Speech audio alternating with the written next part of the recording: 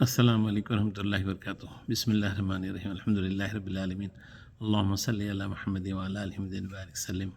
حدیث کا سلسلہ حسن اخلاق کے بارے میں چل رہا ہے۔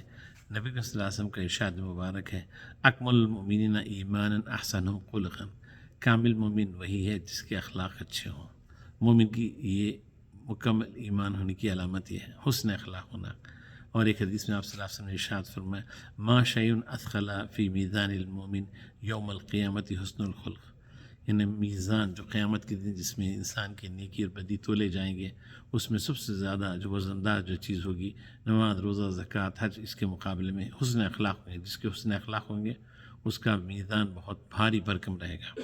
ایک بات بتائی گئی ہے، اور اسی طریقے سے آپ صلی اللہ علیہ وسلم نے جو ہے کہ کل ہم ذکر کیے تھے حسن اخلاق میں 4 چیزوں میں سے ایک بات کا ذکر کیے تھے، وہ تھی طلاقۃ الوجہ، یعنی خندہ پیشانی سے پیش آنا۔ یہ حسن اخلاق کی میں ہی سے آتی ہے، پہلی علامت ہے۔ کسی سے بھی جب ملاقات کرتے ہیں تو آپ خندہ پیشانی سے خوشی کے ساتھ اچھے چہرے کے ساتھ آپ پیش آنا، سامنے والے کو حقیر نہیں سمجھنا، سامنے والے کو اپنے سے اعلیٰ سمجھنا، تو ہی آپ طلاقۃ الوجہ ہوتی ہے۔ ورنہ جو ہے اگر آپ چہرے پہ بل لا کے آپ اس طرح سے ملاقات کریں تو یہ خندہ پیشانی نہیں ہوتی، تکبر کی علامت ہے۔ آج جاننے کی کوشش کریں کہ حسن اخلاق میں دوسری چیز کیا ہے۔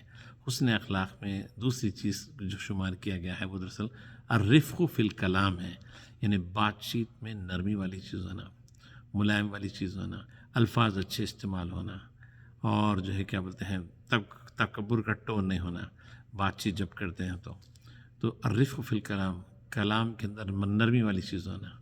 سامنے والا انسان آپ سے جو متاثر ہوتا ہے، نہ آپ کے رنگ روپ سے، نہ آپ کے مال و دولت سے، نہ آپ کی کسی اور چیز سے، وہ ایک کلام سے متاثر ہوتا ہے۔ کلام ہی ایک ایسی چیز ہے جو انسان کے دل پہ اثر کرتی ہے۔ اسی لیے حدیث میں آپ صلی اللہ علیہ وسلم نے ارشاد فرمایا، طیب الکلامی صدقۃ، اچھی بات کرنا نیکی ہے، اچھی بات کرنا نیکی ہے۔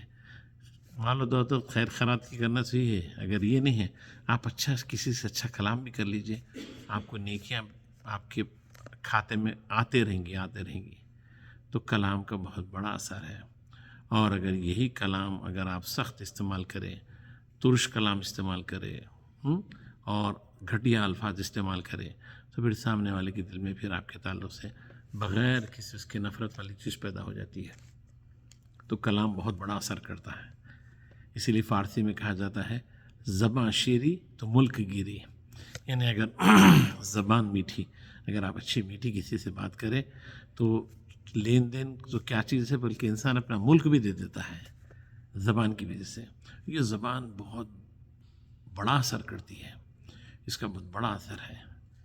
ایک بار انسان کو ہتھیار سے جو گھاؤ نہیں لگتا، تلوار سے جو گھاؤ نہیں لگتا، وہ زبان کا جو زخم ہے وہ بہت برا ہوتا ہے۔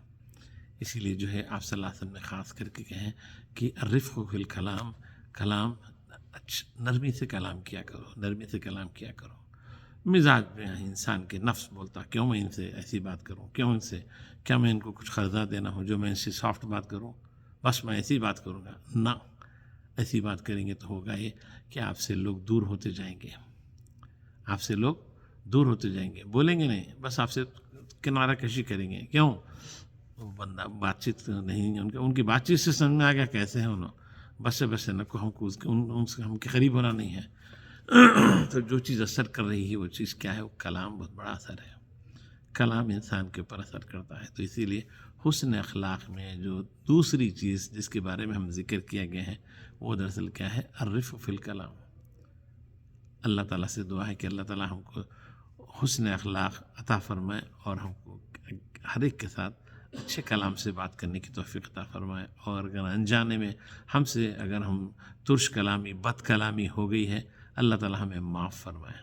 آمین یا رب العالمین۔ الحمد للہ رب العالمین۔ السلام علیکم و رحمۃ اللہ وبرکاتہ۔